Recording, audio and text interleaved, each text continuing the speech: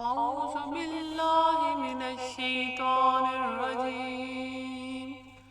بسم الله الرحمن الرحيم. سورة الكهف. الحمد لله الذي أنزل على عبده الكتاب ولم يجعل له عوجا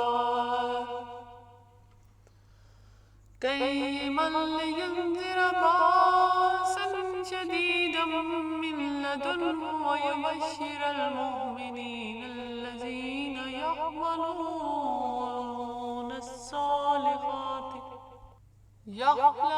الصالحات أن لهم أجرا حسنا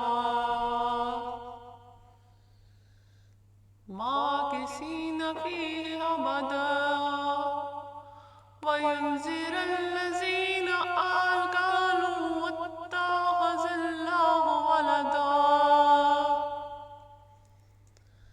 ما لهم به من علم ولا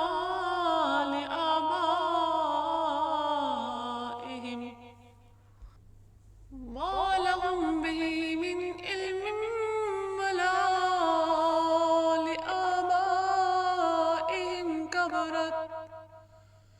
كبرت كلمة تخرج من أفواههم إن يقولون إلا كذبا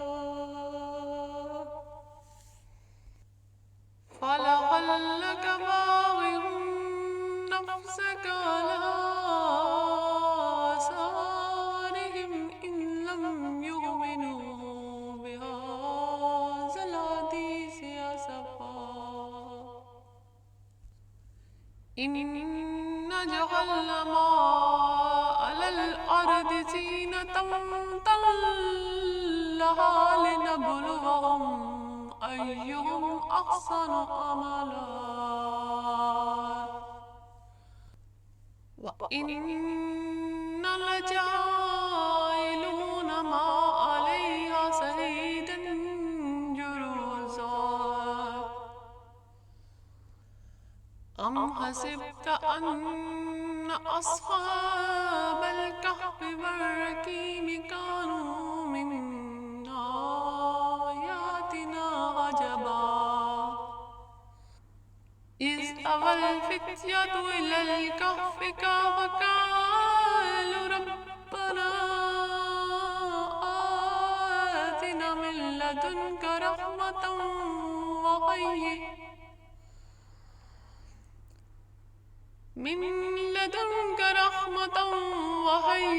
لنا من أمرنا رشدا فضربنا على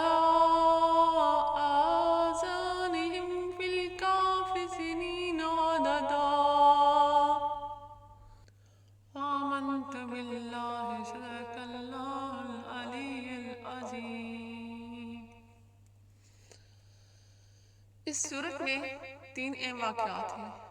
تفصیلی واقعہ اصحاب کہف کا ہے، دوسرا واقعہ حضرت موسیٰ علیہ السلام اور تیسرا واقعہ حضرت خضر علیہ السلام کا.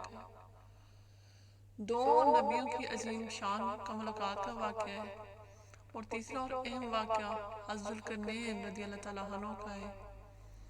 سورہ مبارکہ کے عین درمیان قرآن مجید واقع ہے اور الفاظ قرآن قاف کے حساب سے اسی میں یک لفظ وصف بالکل نصف پر ہے اور حرف بالقرآن قرآن مجید کا درمیانی حرف ہے.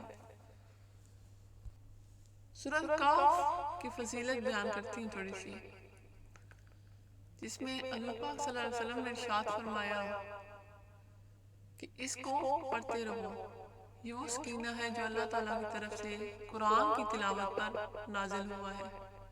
مسند احمد.